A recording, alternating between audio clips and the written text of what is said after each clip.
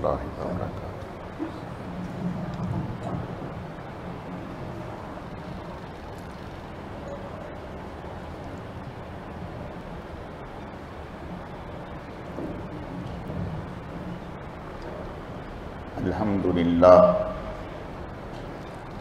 الحمدللہ نحمدہ ونستعینہ ونستغفرہ ونؤمن بہ ونتوکل علیہ ونعوذ باللہ من شرور انفسنا ومن سیئات اعمالنا من یہدہ اللہ فلا مضل لہ ومن یضللہ فلا ہادی لہ ونشهد أن لا إله إلا الله وحده لا شريك له ولا نظير له ولا مثل له ولا مثال له ونشهد أن سيدنا وسندنا وشفيعنا ومرشدنا ومولانا وملجانا محمد وبارك وسلم وصل عليه۔ اعوذ باللہ من الشیطان الرجیم، بسم اللہ الرحمن الرحیم۔ ومن يطع اللہ والرسول فأولئک مع الذین انعم اللہ علیہم من النبیین والصدیقین والشہداء والصالحین وحسن اولئک رفیقا۔ وقال اللہ تبارک وتعالی فی مقام آخر لقد كان لكم في رسول الله أسوة حسنة لمن كان يرجو الله واليوم الآخر وذكر الله كثيرا۔ صدق الله مولانا العظيم وبلغنا رسوله النبي الكريم ونحن على ذلك لمن الشاهدين والشاكرين والحمد لله رب العالمين۔ اللهم صل على روضة محمد في الرياض وصل على بلد محمد في البلاد وصل على قبر محمد في القبور وصل على جسد محمد في الأجساد وصل على روح محمد في الارواح۔ گرامی قدر معزز حاضرین، میرے واجب الاحترام بزرگوں اور عزیز نوجوان ساتھیوں، میں نے آپ کے سامنے قرآن مجید فرقان حمید میں سے 2 مقامات سے چند آیت کریمہ تلاوت کی ہیں۔ رب ذوالجلال سے دعا ہے کہ وہ ذات بزرگ و برتر مجھے اس کی روشنی میں صحیح صحیح کہنے کی اور سمجھانے کی توفیق عطا فرمائے۔ پھر اللہ رب العزت کی ذات اس مختصر وقت میں جو کچھ کہا سنا جائے، اس کہنے سننے کو محض اپنی رضا کے لیے اپنی بارگاہ میں قبول و منظور فرمائے، ہم سب کی نجات اور ہدایت کا، مغفرت کا ذریعہ اور سبب بنائے۔ میری آج کی مختصر گزارشات کا موضوع اور عنوان شب برات سے متعلق جو احکام اور حقیقتیں ہیں اور جو خرافات ہیں وہ انشاءاللہ ذکر کرنی ہیں۔ اللہ رب العزت صحیح صحیح کہنے کی، سمجھانے کی، سمجھنے کی، عمل کرنے کی توفیق عطا فرمائے۔ شعبان کے بارے میں آپ صلی اللہ علیہ وسلم کا ارشاد ہے کہ فرمایا کہ شعبان میرا مہینہ ہے۔ آپ نے ارشاد فرمایا کہ شعبان کو باقی مہینوں پر ایسے ہی فضیلت حاصل ہے جیسے مجھے باقی نبیوں پر فضیلت حاصل ہے۔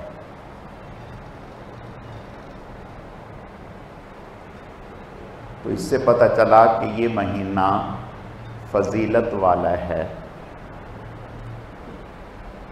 آپ صلی اللہ علیہ وسلم اس مہینے میں بنسبت دیگر مہینوں کے کثرت سے روزہ رکھا کرتے تھے۔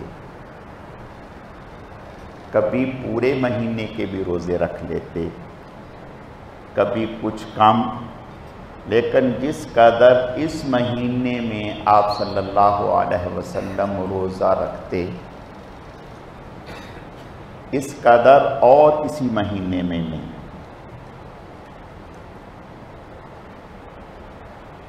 حدیث شریف میں آتا ہے، آپ صلی اللہ علیہ وسلم نے ارشاد فرمایا کہ 15 شعبان کی جو رات ہے جسے ہمارے ہاں شب برات کہا جاتا ہے، آپ نے ارشاد فرمایا کہ حضرت جبرائیل علیہ السلام میرے پاس تشریف لائے اور مجھے آ کر کے فرمایا کہ اس رات میں آپ اپنے اللہ کے سامنے ہاتھ اور سر اٹھائیں، اس رات میں جو مانگیں گے اللہ کی طرف سے دیا جائے گا۔ ایک روایت میں آتا ہے کہ حضرت جبرائیل علیہ السلام نے حضور علیہ السلام سے فرمایا کہ اس رات میں اللہ تعالیٰ 300 رحمتوں کے دروازے کھول دیتے ہیں۔ اس رات میں رب کریم 300 رحمتوں کے دروازے کھول دیتے ہیں، اور اس رات میں اللہ تعالیٰ مشرک، ماں باپ کا نافرمان، شراب کا عادی، زنا کا عادی، سود خور، دل میں دوسرے مسلمان کا بغض اور کینہ رکھنے والا، ان کے علاوہ یہ بھی اگر اس رات توبہ کر لیں، اللہ تعالیٰ سے معافی مانگ لیں، مشرک اللہ تعالیٰ سے توبہ کر لے کہ اے اللہ میں آئندہ شرک نہیں کروں گا، تو اللہ اس کو معاف فرما دے۔ اس کے ان لوگوں کے علاوہ باقی لوگوں کی اللہ مغفرت فرما دیتے ہیں جو اللہ تعالیٰ سے رجوع کرتا ہے۔ یہ لوگ بھی، یعنی سود کا کتنا بڑا گناہ ہے، اگر یہ شخص بھی اللہ کی بارگاہ میں سچے دل سے توبہ کر لے، معافی مانگ لے، اللہ تعالیٰ اس سے بھی معاف فرما دے۔ یہ باقی جو گناہ میں مبتلا ہیں وہ اگر اس رات توبہ کر لیں تو اللہ تعالیٰ ان کی توبہ کو قبول فرما دیتے ہیں، ان کی مغفرت فرما دیتی ہے۔ تو پتہ چلا کہ یہ رات بہت ہی برکتوں اور رحمتوں والی رات ہے، اور پھر یہ خیر و برکتیں مغرب سے شروع ہوتی ہیں اور صبح تک اللہ تعالیٰ کی طرف سے یہ خیر و برکتیں امت پر ہوتی رہتی ہیں۔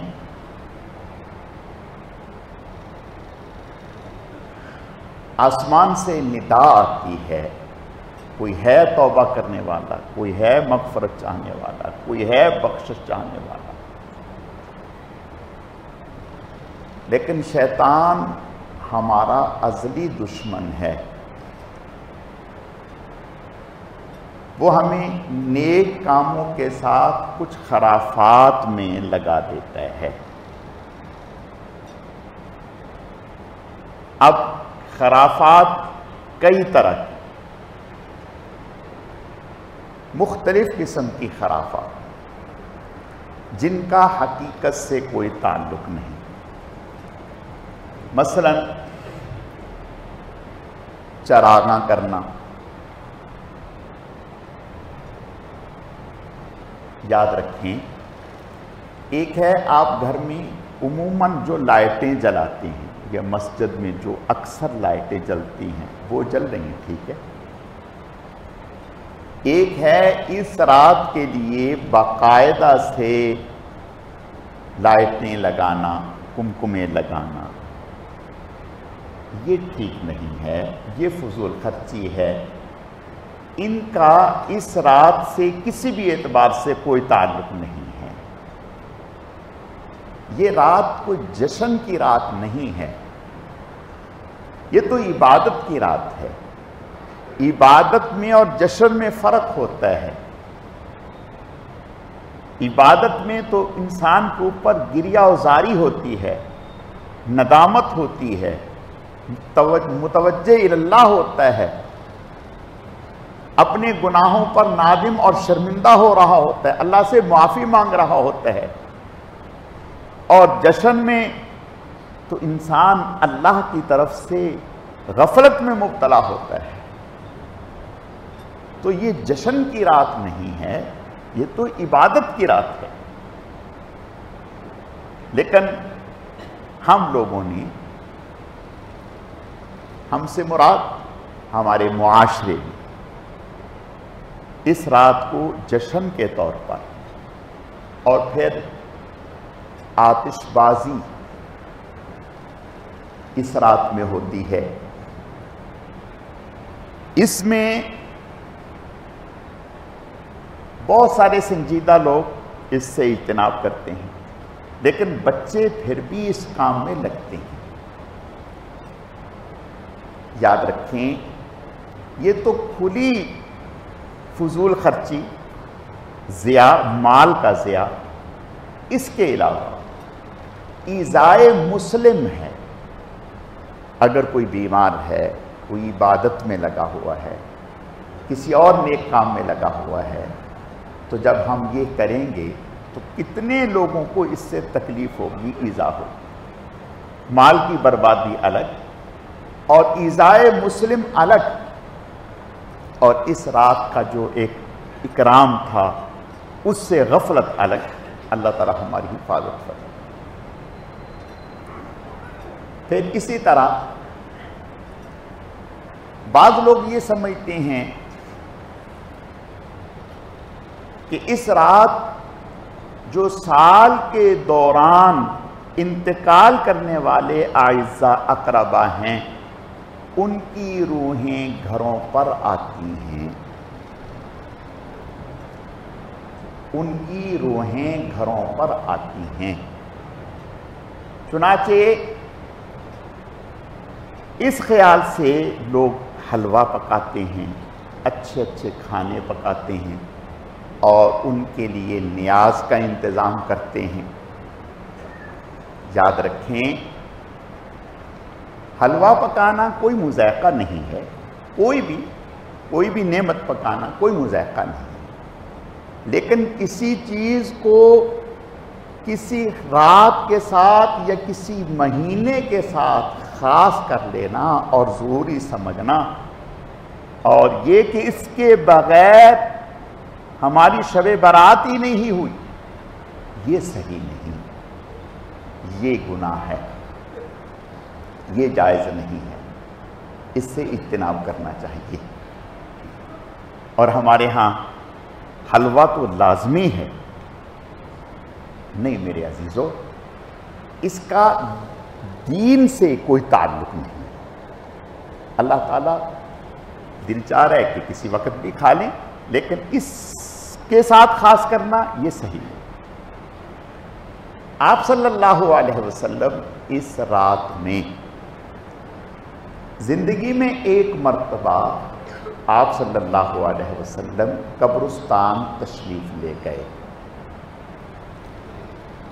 زندگی میں ایک مرتبہ اس رات آپ قبرستان تشریف لے گئے اور میتوں کے لیے آپ نے اصالہ ثواب کیا. اس کے بعد آپ صلی اللہ علیہ وسلم پھر دوبارہ اس رات میں خاص طور پر نہیں گئے. تو اب اگر کوئی آدمی اس رات کو زندگی میں ایک آدھ مرتبہ چلا جائے تو کوئی حرج کی بات نہیں ہے، یہ سمجھ کے کہ اللہ کے نبی اس رات گئے تھے، میں جا رہا ہوں، تو انشاءاللہ اس پر اجر ملے گا. لیکن اس کے علاوہ اس کو ضروری سمجھنا کہ اس رات لازمی جانا ہے. اگر ہم نہیں جائیں گے تو شب برات نہیں ہوگی یا ہماری روحیں انتظار کر رہی ہیں، یہ صحیح نہیں. ایک بات یاد رکھیں،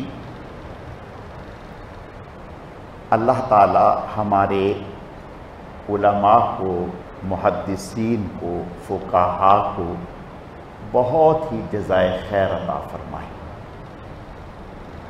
ان کا سچی بات ہے ہم پر اتنا احسان ہے کہ ہم سوچ نہیں سکتے. مثلا میں ایک بات کرتا ہوں، ہم نماز پڑھتے ہیں، فرض پڑھتے ہیں، فرض. اب فرض میں ہم تلاوت بھی کرتے ہیں، فرض میں ہم رکوع بھی کرتے ہیں، فرض میں ہم قیام بھی کرتے ہیں یعنی کھڑا ہونا، فرض میں 2 سجدے بھی کرتے ہیں یعنی ایک رکعت میں 2 سجدے بھی کرتے ہیں، اور 2 سجدوں کے درمیان بیٹھتے بھی ہیں، پھر التحیات بھی پڑھتے ہیں، پھر سبحانک اللہم و بحمدک و تبارک اسمک و تعالی جدک و لا الہ غیرک یہ بھی پڑھتے ہیں. پھر رکوع میں سبحان ربی العظیم بھی پڑھتے ہیں، پھر سجدے میں سبحان ربی الاعلی بھی پڑھتے ہیں.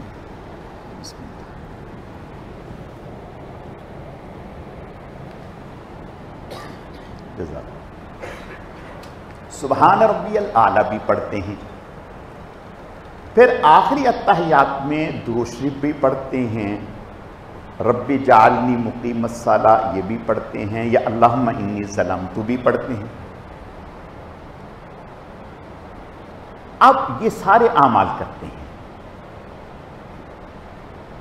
غور کریں، ہمیں کس نے بتایا کہ اگر آپ نے ایک سجدہ کیا ایک نہ کیا، یعنی 2 سجدے ہیں نا، ایک کیا ایک نہ کیا تو آپ کی نماز نہیں ہوگی. رکوع نہ کیا آپ کی نماز نہیں ہوگی.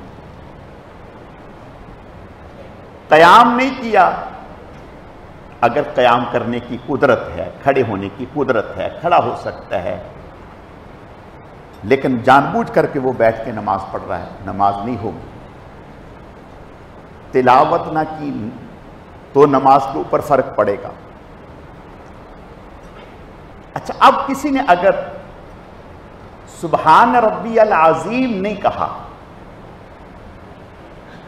سبحان ربی العظیم نہیں کہا تو کیا پھر بھی نماز نہیں ہوگی؟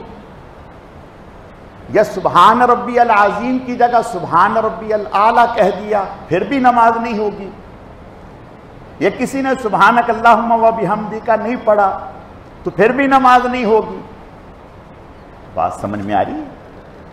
آخر ہمیں کس نے بتایا یہ بات کہ یہ چیز فرض ہے، اس کے بغیر نماز نہیں ہوگی، یہ چیز واجب ہے، اس کے بغیر اگر جان بوجھ کر چھوڑا تو نماز ناقص ہوگی، بھول کر چھوڑا تو سجدہ سہو کرنے سے ہو جائے گی.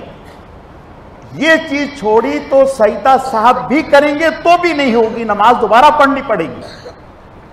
یہ چیز اگر چھوڑ دی تو آپ کو سجدہ سہو کی ضرورت بھی نہیں، نماز ہو جائے گی۔ بات سمجھ میں آ رہی؟ یہ کس نے بتایا ہمیں؟ یہ فقہا اور محدثین نے ہی بتلایا نا۔ اگر وہ ہمیں نہ بتلاتے تو ہمیں نہ پتا ہوتا کہ اس کا درجہ فرض کا ہے، اس کا درجہ واجب کا ہے، اس کا درجہ سنت کا ہے۔ گویا ہر چیز کا درجہ جو ہمیں بتایا وہ فقہا اور محدثین نے ہمیں بتایا۔ اگر وہ ہمیں نہ بتاتے تو ہمارے بس کی بات نہیں تھی۔ کیا ہم میں سے ہر انسان ساری زندگی لگا سکتا تھا اس چیز کو معلوم کرنے کے لیے؟ نہیں۔ یہ تو قرآن بھی کہتا ہے فَاسْأَلُوا أَهْلَ الذِّكْرِ إِن كُنتُمْ لَا تَعْلَمُونَ، اگر تم خود علم نہیں رکھتے ہو تو اہل علم سے پوچھو۔ تو پتہ چلا کہ سب ایک جیسے نہیں ہو سکتے۔ تو اب سوال یہ ہے کہ یہی بات کہ آپ نے ہر شب بارات میں قبرستان جانا ہے یا نہیں جانا، جانا ضروری ہے یا نہیں ضروری، تو یہ ہمیں کس نے بتایا؟ یہ ہمیں محدثین فقہا نے بتایا، جن کی نظر میں پورا ذخیرہ احادیث موجود ہیں۔ انہوں نے ہمیں بتایا کہ بھئی زندگی میں اگر ایک دفعہ بھی چلے جائیں گے تو کافی ہو جائے گا، ہر مرتبہ جانا ضروری نہیں۔ ہم پر احسان کر دیا۔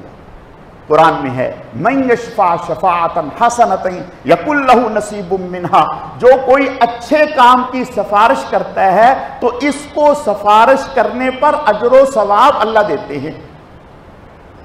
اب یہ مطلب نہیں کہ اگر قرآن میں اس کا ذکر آ گیا تو اب سفارش کرنا فرض ہو گیا۔ ایک آدمی آپ کے پاس آیا، چلے بھی میری پاس میری سفارش کری، آپ کہیں میں تو نہیں جا سکتا، آپ کو حق حاصل ہے۔ وہ کہیں کہ نہیں قرآن میں آیا ہے سفارش کرنا ہے اور اللہ نے سفارش کا حکم دیا ہے، لہٰذا اب فرض ہو گیا، آپ چلیں میرے ساتھ سفارش کرنا۔ نہیں، یہ محدثین فقہا مفسرین کا ہم پر احسان ہے کہ اگرچہ یہ ذکر تو قرآن میں آیا ہے لیکن یہ فرض واجب نہیں ہے، سنت ہے۔ اگر کوئی ضرورت مند کسی کام کے لیے آیا ہے، آپ اس کی سفارش کر دیتے ہیں تو سفارش کرنے پر اجر و ثواب ہے، اور اگر نہیں کرتے تو آپ پر کوئی گناہ نہیں ہے۔ میں صرف اتنا کرنا چاہتا ہوں کہ دین کو کیا چیز کس درجے میں رکھنی ہے، کون سی چیز کس درجے کی ہے، یہ ہمیں فقہا محدثین علماء ہی بتلائیں گے، اور اس پر ہمیں عمل کرنا چاہیے۔ جہاں تک شب برات کی عبادت ہے ضرور کرنی چاہیے، چراغاں کی کوئی حقیقت نہیں، حلوہ اور دیگر چیزیں ان کی کوئی حقیقت نہیں۔ اور پھر شب برات کے لیے اکٹھا ہونا یہ بھی کوئی ضروری نہیں، اگر کوئی آدمی گھر میں کر لے تو بھی ٹھیک ہے، مسجد میں آ جائے تو بھی ٹھیک ہے، کوئی مذائقہ نہیں۔ ہر سال قبرستان میں لازمی جانا ہے یہ بھی کوئی ضروری نہیں، قبرستان میں جائیں، اللہ کے نبی صلی اللہ علیہ وسلم جایا کرتے تھے، آپ جاتے تشریف لے جاتے تھے، جنت البقیع میں تشریف لے جاتے تھے، جانا چاہیے، لیکن خاص اس رات کو ہر سال جانے ہیں یہ صحیح نہیں۔ اللہ تعالیٰ سمجھنے کی